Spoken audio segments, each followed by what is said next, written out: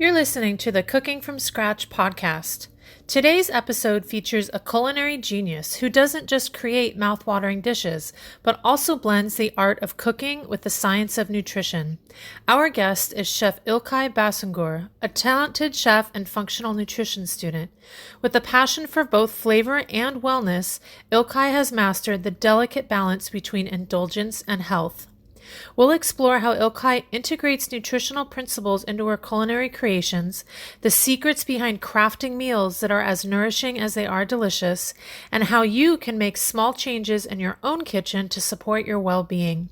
So, whether you're a foodie looking to elevate your cooking or someone interested in a healthier lifestyle, this episode is packed with insights you won't want to miss. Let's dig in.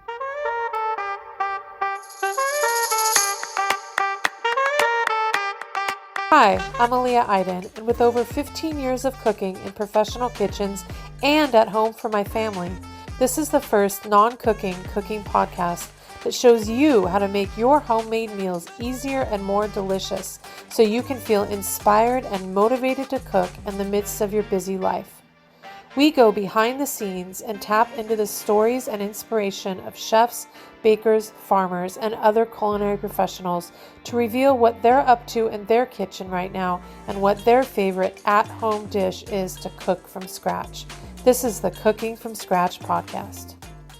So I'm here with Ilkay Basugur of Fermentality and Nia Baking. And we're going to be talking a little bit today about her background and how she came to cooking and just getting to know a little bit more about her point of view on food. And I'm really excited to talk to her. I've known Ilkay for a few years. I can't exactly say how many. We've had a lot of interactions around food, hung out. I've worked for her in our bakery. We've just known each other for a while in the world of food. And the reason I wanted to have her on today is because I think she has a really interesting background. You'll hear about her low-carb baking, about all the ferments she does, and she has a background in fine dining as a chef, which I think is super cool too. And we also have this commonality is that she is Turkish and I am half Turkish. So that is something that we talk about often. I'm going to ask you to say my name a few times so that it can be on recording. I always say to people, I'm like, but it's said differently in Turkish. And everybody goes, say it. And I go, well, I can't say it properly. I'm like, I need to get a Turkish person to record this for me so they can say it to me. So anyways, I'll ask you to say my name at some point so we can have that on recording. Yeah.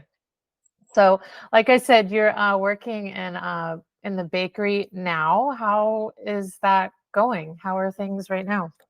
How's the season? What's summer like in the bakery? Yeah, well, thank you, Aliye, first of all, inviting me to your podcast. Okay, did everybody record that? Aliye. See, I can't even say it right. Okay. I try. Anyways. Yeah, my name is Ilkay Basugur, and I'm from Turkey, and we are I'm friend with Aliye at least for a few years, and yeah, I do have a bakery slash fermenting shop with my partner Damian. Right now everything is kind of a little slow. Summer is expected. Yeah. The graduations, better, everybody's going to vacation. Yeah, it's a little slower than usual, but it's still going. Yeah. I love seeing all your baked goods. They always make my mouth water a little bit. Did you want to tell everybody a little bit more about the type of bakery? So it's a low carb bakery is what you call it? Okay. Yeah, mainly it's a specialty bakery that we focus on gluten-free, celiac safe, low carb, no sugar added, keto and diabetic friendly baked goods. That's a lot of words. That's great. It's kind of I love it.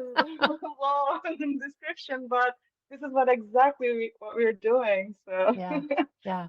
What brought you and I to couldn't find that a type word. of? No, go ahead. Go ahead. What were you gonna say? I couldn't find a word to put everything in one together yet. So. I know you have to kind of catch everybody in there for whoever's there for what thing. Is it low sugar? Is it keto? Is it low carb? Which one is it? It's a catch-all, definitely. I've always been super curious what brought you, I know a little bit, but what brought you to baking, was it, or was it specifically low carb baking? Well, I always had a passion for baking, even Okay. though I didn't go to, I went to culinary school, yes, but it wasn't my specialty. I was just trained like a regular chef. So we did have pastry baking classes in it, but it wasn't like specifically pastry or baking. Um, I always had a passion for it, and whenever when I start, let's start with that. Everything started with my health problems. So Okay. Yeah, after, as much as you yeah, want to share. I yeah, know people will relate, everything started with definitely. that. Oh yeah. Um, I just we just started making fermented food because we know how good it's for you, but we weren't really incorporating in our daily diets, and we started with that. It helped a lot with inflammation. I had high levels of inflammation in my body. I got sick a lot. I was feeling fatigued, tired, anxious all the time. And it helped a lot, but it wasn't enough by itself. So I had to totally change my diet, my lifestyle. Addition to fermenting food, I, after a lot of research, I quit sugar. I decided to quit sugar. It wasn't that easy. It wasn't just like I quit in one day. Right. That's actually was It my took me a next question was while. how easy was this gigantic diet overhaul? Was it, did you do it in like 2 weeks? It's not. Or was it 2 years? It it took more than like I can't really say how long it took, but it Yeah. took a while to get used to Yeah. it. Yeah. It was hard. It was hard at the beginning because I made it through chocolate lover. Right. Right. You know, as a background coming from Turkey, carb lover. Right. Right. I know. You So know, much bread and baked goods. Oh my gosh. yes, So yes. much. So, yeah, and I quit sugar. And when you quit sugar, sugar is not only sweet stuff or pastries. Of course, sugar is every carbohydrate breaks down as a Right. starch and sugar. So Yeah. I have to go low carb for that too. I can be a really very well disciplined person to follow steps. So Right. I pushed really hard on that. And within a couple months, I was really totally into the diet, the lifestyle changing. And basically, I cut out all the bread, all kinds of processed and ultra processed carbs and sugar. Um, but it was like after that 2 months, everything was okay, but I was started wanting more. And Right. what can I do? And my creative part start bugging me. My chef part is bugging me that, hmm, I can do this maybe. I can do that. And I start with burger buns. I Okay. created burger buns, Yeah. and it just started coming from there. I That's tried great. to I was researching crazy about the ingredients, um, because it's so hard, like low carb baking, finding the right ratio, right ingredients, like chemically balanced or how it's gonna work. Yeah, I had a lot definitely. of errors and trails, and Yeah. um, finally I found some basic foundations that it worked for me, and I started from there, and That's I still great. keep going. I love it. I wanted to back up a little bit. So people kind of think of a Mediterranean diet. I assume you were following a Mediterranean diet kind of before. People always think, oh, Mediterranean diet, it's so healthy. And then you just said, oh my gosh, there's so many refined carbs in a Mediterranean diet. So can you kind of talk Yes, about that? How people say like, it's like the gold standard in the US, like, oh, I follow a Mediterranean diet, right? And so yeah, therefore I'm healthy. But I kind of feel like there's some misnomer to that because you can be on a Mediterranean diet and getting very little nutrition, if you're just eating chicken breast and processed white food, white bread and that. So can you speak a little bit to that and the yeah, of course, nuances maybe of the Mediterranean diet? I think that's really of course. fascinating. Mediterranean diet, if you compare to Mediterranean diets to regular standard American diet, yes, Right, it's much more healthier. right, And olive oil effect is much more healthier. Yes. right, right, And like having more veggies, having more herbs, more flavors. Yes, much healthier, but there are certain things like a lot of carbs in there, a lot of grains in there, a lot of ultra processed foods in there. It's the part Right. that maybe we should reconsider. Also, we should reconsider not as food, not as basic diet. We have to look for the micronutrients, Right. Which are, first of all, which are fat, protein, and carbs. Yeah, we right. have to go in that way to get maximum nutrition absorbed by our body and break down to that micronutrients. So Right. Mediterranean diet, yes, I used to follow Mediterranean diet, but it was kind of mixed for me. I like to try everything. I like to, eat Right. Right. different new foods. Um, but mainly, yes, Mediterranean diet. I'm still kind of following that with the vegetables and, um, flavors. Um, but what I cut it out solely grains. I don't have grains in my diet anymore. Um, Personally, I don't think it's really necessary to, you know, nutritional way wise, or um, I don't know if it's healthy or not healthy. We can discuss it also. Yeah. But it's like high in carbs, so I don't really. And also, whatever we are getting here, most of the grains is like their nutrition effect like totally taken off. It's Right. processed. It's Right. processed so much, so there is nothing else left in there that is going to be good for your body. So, Absolutely. but what I can say, olive oil is the most amazing thing about Mediterranean diet because it affects on your body indifferently as when you talk about fatty acids, omega-6 and omega-3s, olive oil is in a different level. So it helps you, it slows down whenever you eat your natural carbohydrates. It helps slows down to break down in your body. It metabolizes longer than shorter. So it doesn't affect your glucose or insulin spike Ah, right okay. I didn't away. know that. I didn't know that So specific thing about olive oil. yeah, that's why people also think that Mediterranean diet is really healthy because when you look at Italian people or Mediterranean countries, the first thing they start to do, dinner, lunch, or whatever the meal is, dipping their bread in olive Yes. oil. Yes. But Exactly. that olive oil slows down the carbohydrate metabolism. That's the reason. They Yeah. drench their pasta in olive oil. This is the same reason. This is not Yeah. what we are getting the same effect here when we have Mediterranean diet like over there. Also, the Mhm. produce and everything else is different too. Yeah. That makes a lot of sense. That makes a lot of sense. I want to switch gears a little bit, but maybe not. I was curious about what your earliest cooking memory was. Do you have some kind of early cooking memory of cooking with a family member or just on your own? Or what's a young cooking Yeah, memory for you? young cooking memory. You know, the breakfast is the most staple item in Turkish cuisine, and our Yes, breakfasts are really rich. I learned at very, very young age to how to prepare breakfast. And I do remember one vivid memory. I put a little stool to reach the stove to make the breakfast eggs for the family when I was 5 years old. I love that. I love that. And were they scrambled? Were they baked, fried? What were lots of olive oil, I assume? Do you remember? It was butter. It was It was butter. butter. Yes, like yes.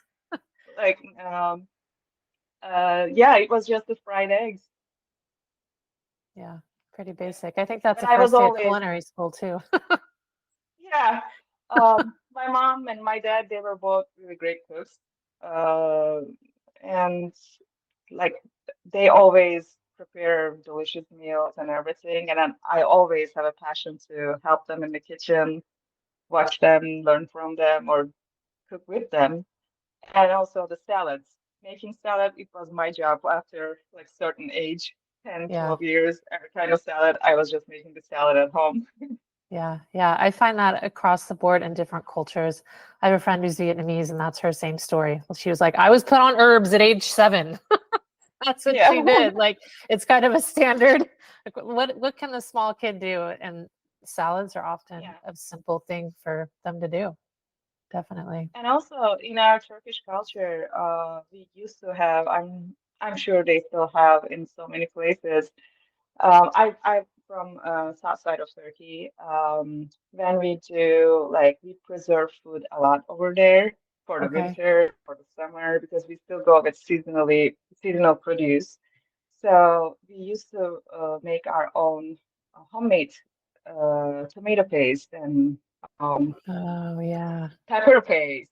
Yeah. And this requires, and we don't make like couple jars. We make like gallons of it.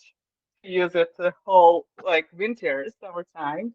And whenever you do it, the whole neighborhood they share the days of the week. Like Monday this house, Tuesday second house, because all the people can they get together and start cleaning the peppers for that family, and they can grind it, they can carry it to certain places. So this is how we evolve as a kid to help our mothers, fathers to do that. Yeah. Yeah. I love that. How would you say the ferments? I mean, I don't have a ton of experience with fermented, specifically Turkish fermented foods. How would you say ferments Hmm. in Turkey and ferments here differ? Like when I've spent a little bit of time in Turkey, I've noticed most of the stuff is vinegar based. And is that just Yeah. where I'm ending up? I'm just not going to the right stores or No, places, or they don't really have no. the salt cured stuff as much, or you know what I'm trying to say, right? Like the more Yes, yes, traditional ferments. yeah. We do have soft cure for traditional ferments actually in our culture very, very early, times. Yeah. And Yeah.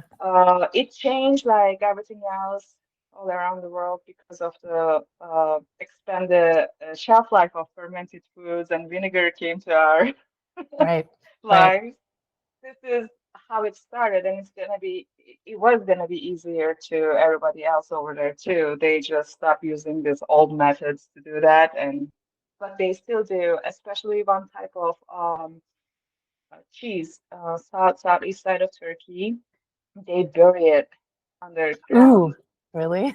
Yeah, they In bury it something like, underground. is it It's in a just like pot or grape leaves or what's it in? What do they it's do? just like yeah, they put it in a dishcloth and put it in a special like clay Yeah. pots, and then they bury it, and it gets this like it has herbs in it too, but it's just like the outside it looks like dark greenish, blackish substance, and it tastes like so earthy. But it's like basically long fermented cheese over there. I So, bet. and Uh, shalgam. Shalgam what is is what it's is like that? kvass, like what we Oh, drink as okay. a beet kvass. Yeah, They yeah. specifically in Turkey, they do have black carrots. It's not like outside black when you cut it open, it's orange. Totally black, like dark purple black. Okay. So instead of beets, they use those carrots and they ferment them that you Oh. can have it, later. It's so So funny that you said that. I just had some kvass right now before we talked. It's really hot here and it's so hydrating. I feel like yeah, because of because the it's salt, right? yeah, It's just like, not only salt, yeah, it's salt and yeah. it's full of electrolytes. Ah, that's why. I knew there was a reason. I'm like, Yeah, I know it's hot weather. I and know I'm supposed to drink this. Not totally sure why. For those who are yeah, listening, it beet hydrates kvass, you. it's a fermented, it's Yeah, Russian in background, a beet kvass, or just all Ukrainian, over Russian, Eastern it Europe. comes Yeah. from Yeah. it's Eastern Europe, but I think it started either in Ukraine or Russia and Okay. that area. Okay. And they started with fermenting rye bread in water, Oh, I didn't know that. and Okay. then they changed it to the beets. Yes, Okay. that's Okay. how It has a they very started. unique flavor that I appreciate. It's earthy, it's salty, and it's sweet, and Yeah. it's like the original Hey, Gatorade. yeah, shalgam is Turkish version of Okay. it. Okay. I'm Yeah. sure you have it in Turkey. I'm sure I was probably 6 years Yeah. old and went, ew, gross. That's probably what happened. Probably. Because we would And go there is there in one the other thing. summers. It was Yeah, always 100 degrees. yeah. I don't know what There I is was another drinking. fermented food. It's really famous in Turkey called boza. I It's know made out boza. of That's winter, right? yes, Yeah. that winter, but it's made out of fermented chickpeas. Okay. Okay. Yeah. That one I've heard So of. it's like yogurt. Yeah. It's fermented dairy, and it's big thing in Turkish culture, Yeah. you know? Absolutely. And Absolutely. yeah, we Staple always, ingredient. always, yeah. I don't remember buying like store-bought yogurt at home. My mom always made it at home. I learned how to protect it, make it, like wrap Because it's around, so like twist. easy. It's Yes, so easy, right? For anybody who hasn't make it, yeah. you basically take some milk, heat It's it, just put in some old yogurt and yeah, let it sit in a warm place, and yeah. then there you go, Warm place. right? Yeah, overnight, just like cover with all kinds of blankets at home from Okay. the warm spot. Yeah. Yeah, it's easy, and yeah, we always have that. And yeah, Yeah. and what else? Cheese. Cheese making is really, big in Fresh Turkey, cheese. especially feta. Fresh Yeah. cheese, feta cheese, Yeah. they're all Yeah. fermented. Yeah. Yeah, I didn't realize it feta was cheese was easier to. fermented. It's fermented. It is fermented. Oh, I didn't know that. What Yeah, makes it, is it a longer fermentation or like do they just add more salt for the feta? longer fermentation, and Mm, the way they do it, it's just like some of them they make it in the goat skin. It okay. ages in there. Yeah. Yum. I want some feta cheese right now. That sounds so good. I'll So, bring how you would some you next feel time. like? Thank you. You always do. You're so good at bringing me stuff from the Middle Eastern store when you go. I appreciate it always. So, how do you feel like this background, how it all informs your cooking when you're baking or when you're cooking at home? I mean, I know it's just like intrinsically we have these backgrounds that inform how we're cooking, but are you conscious of what you're thinking when you're creating a new baked good or making dinner? Or is it just kind of all intuitive and it just kind of comes together and you're making stuff? Do you have a feeling of how Um, that is? yes. If I'm cooking, it's just like more intuitive at home, like for us. But if I'm having a guest, I'm a planner. Yeah, sure, of course. I plan I plan everything, and for baking, creating new recipes, I'm a planner again. Like Definitely. I You have put great everything. recipes. They're Thank great. you. Yeah. And I plan A to Z everything. I plan my ingredient list. I plan my steps. I plan how am I gonna cook it? When am I gonna cook it? Like No, but it's this is just so great. I do the same thing. And I think this is one of the things that can really help home cooks make the whole process less overwhelming. Like, when I go into the kitchen to cook at dinner time, I'm not just walking in usually right then. I've probably spent 20 minutes in the morning going, okay, what's in the fridge? Okay, what am I going to do with the thing in the fridge? And then when I walk in, I'm like, okay, chicken in the pan. Okay, sauce over here. Okay, veggies, and I'm yeah, done. And it feels really easy because I've already yes. kind of got a game plan in my head, right?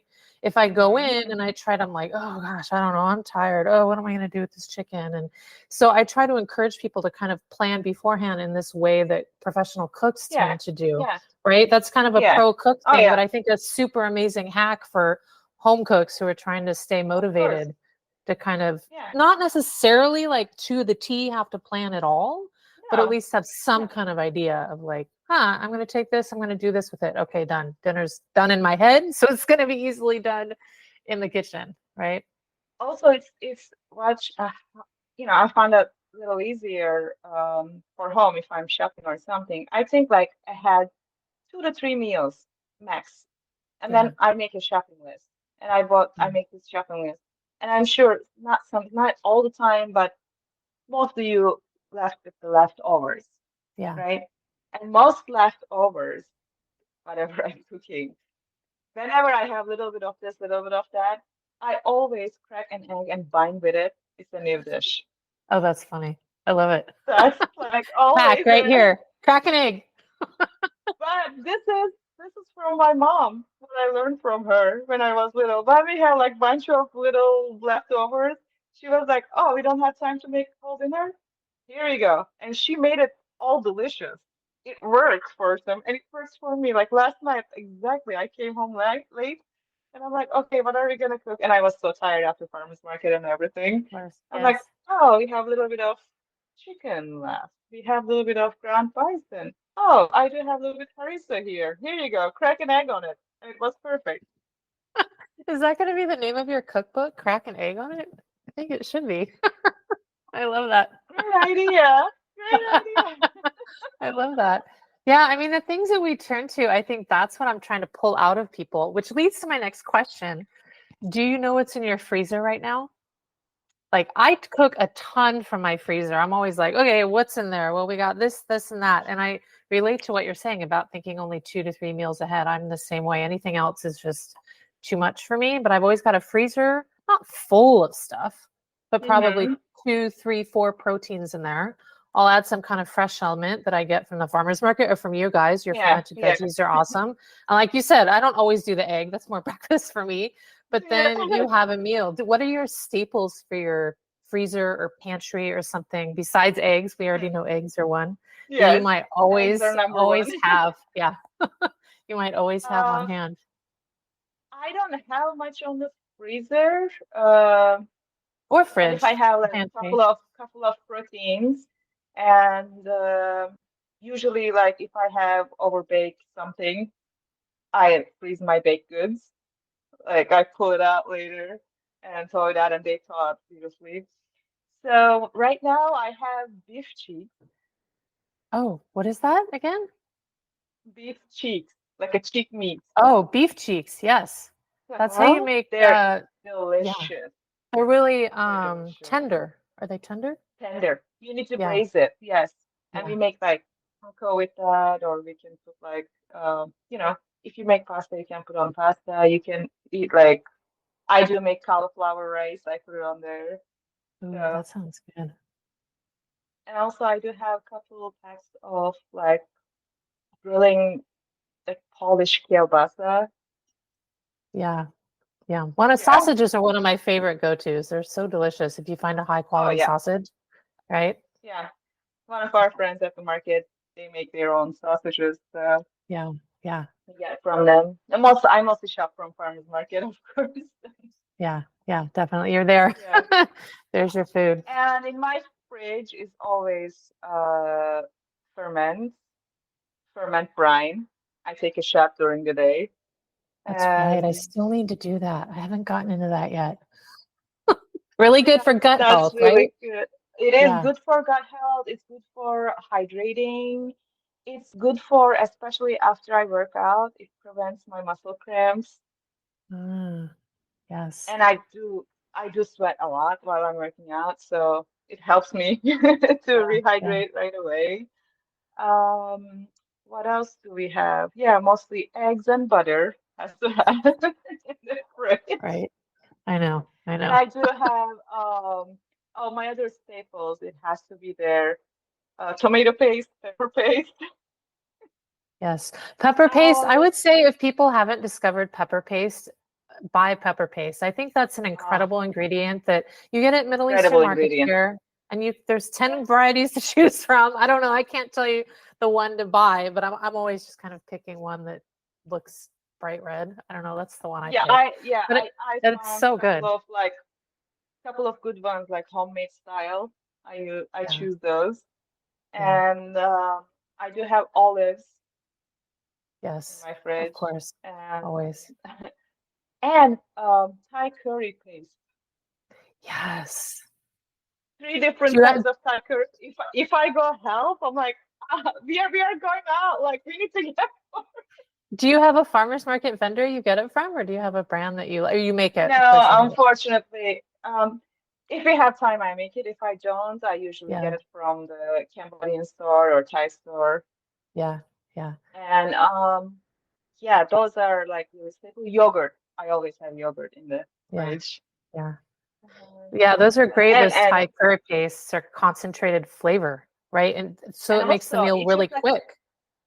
yeah, you can Yeah. do whatever, beef, chickens, veggies, Yeah. whichever Yeah. you wanted to do. And also, yeah, we always have gochujang and miso paste.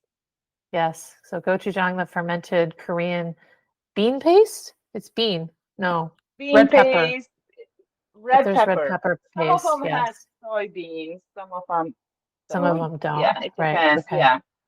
Miso is totally like you can make miso from chickpeas, barleys.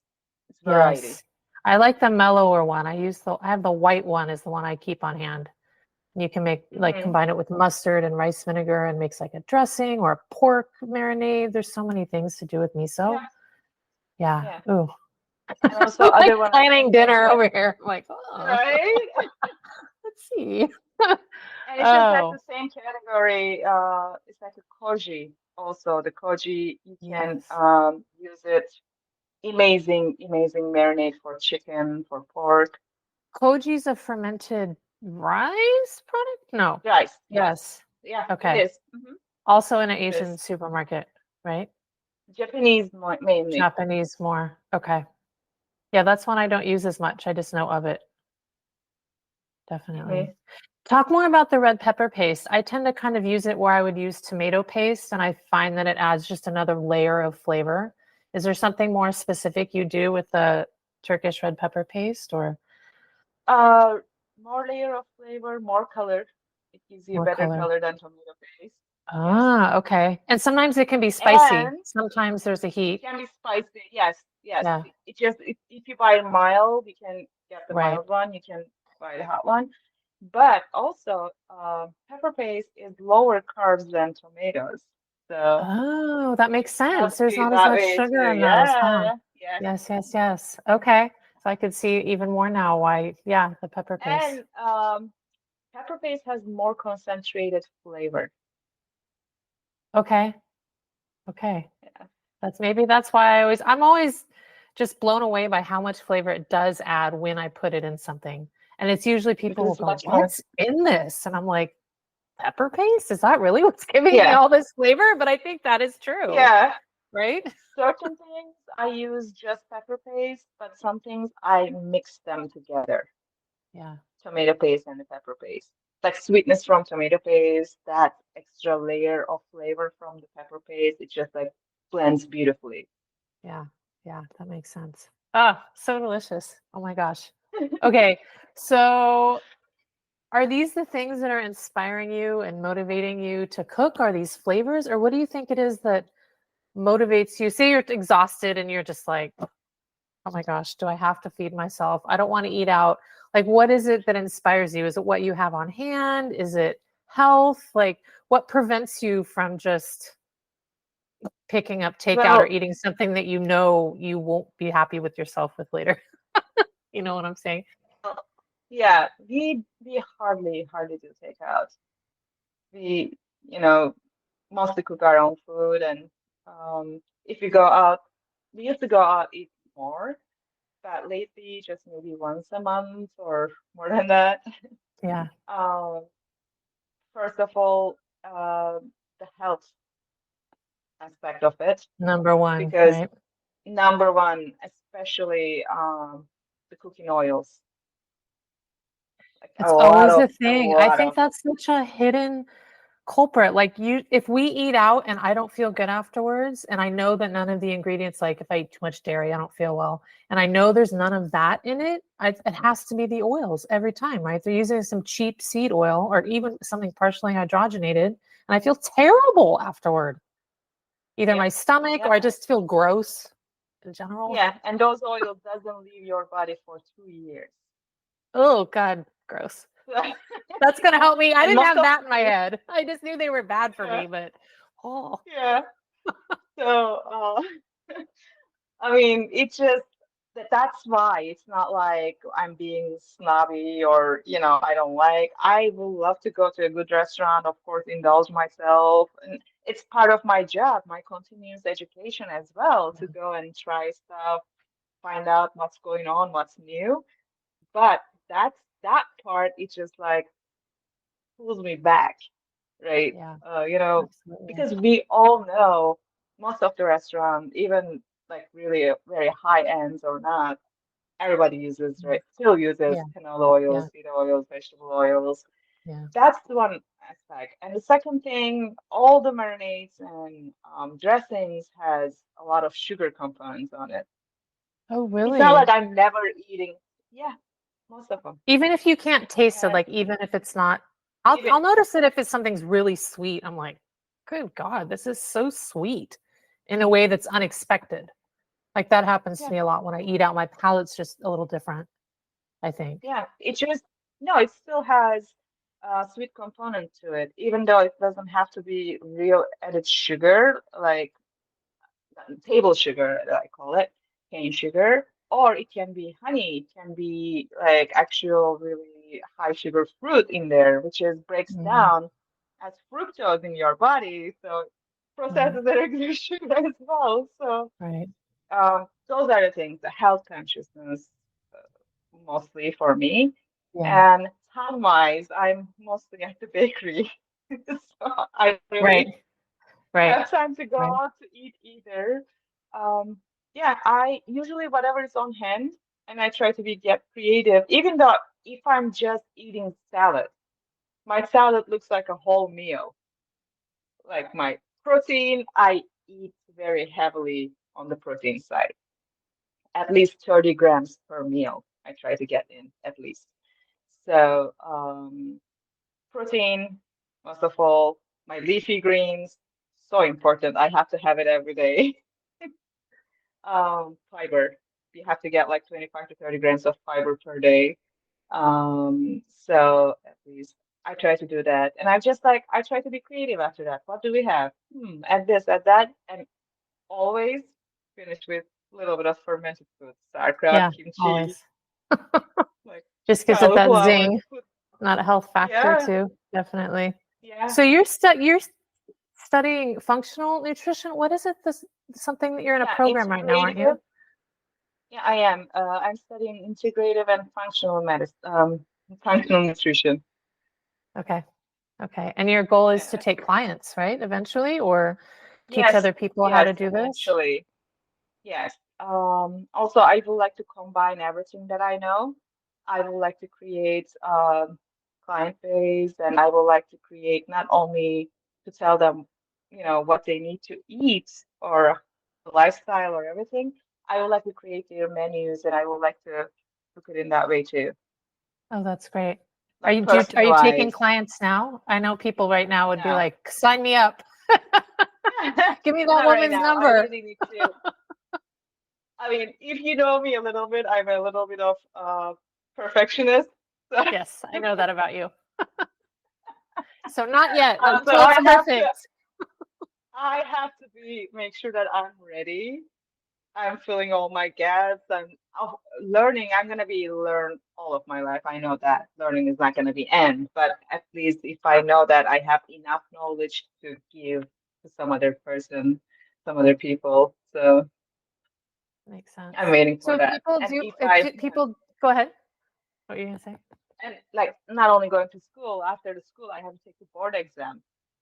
And if I Oh, pass that board wow. exam, Okay. I if didn't I realize pass that. that board exam, I can be a practitioner that I can do like hormone tests, lab tests, and Right. everything. And then everything is really, really related what we eat, how we eat, when we eat. It's just like Mhm. everything goes around it. Everything is connected together. So. I love that.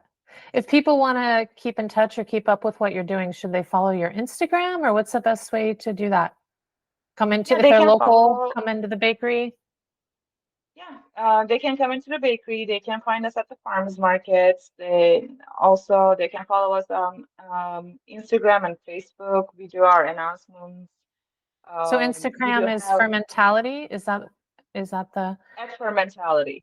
at Fermentality? And then you're at Long Beach. We're in Long Beach for those who are not in the area. You're at a Long Beach farmers market and a Ladera Yes, Ranch farmers market. we are Yeah, in three different farmers markets. Saturday we are at Orange Homegrown in right. Orange, and Sunday we are in Long Beach Marina, and other Sunday market is Ladera Ranch Farmers Market. That's right. Besides that, our store is open Wednesday through Saturday. Right. and to get ferments and awesome low carb baked goods that are incredibly delicious. Yeah. Thank Yeah. you. We also I love carry some of our farmers market friends products as well. So That's right. they can get That's them. right. Yeah. Okay. Awesome. Well, thank you so much Yeah. for your time. I Of appreciate course. it. Thank you so much Yeah. for having me, Aliye. Yes. Oh, say it one more time. I love it. Aliye. Oh, yay. That makes me so happy. Do you want me to say Aliye Aydın? I love it.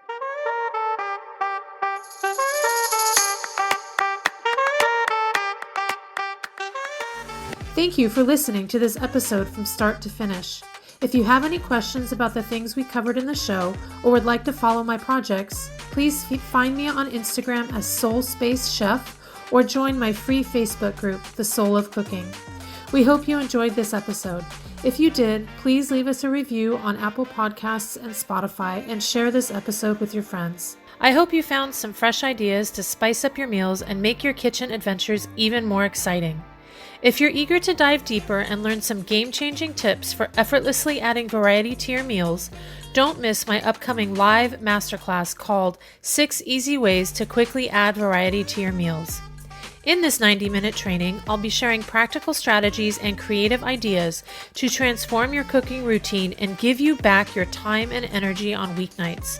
Whether you're a busy professional, a home cook looking to mix things up, or just someone who loves great food, this masterclass has something for you. When you click the link in the show notes or visit www.fasteasydinners.com to reserve your spot today, you'll learn how to turn your everyday meals into something extraordinary. Until next time, keep cooking, keep experimenting, and keep enjoying every bite.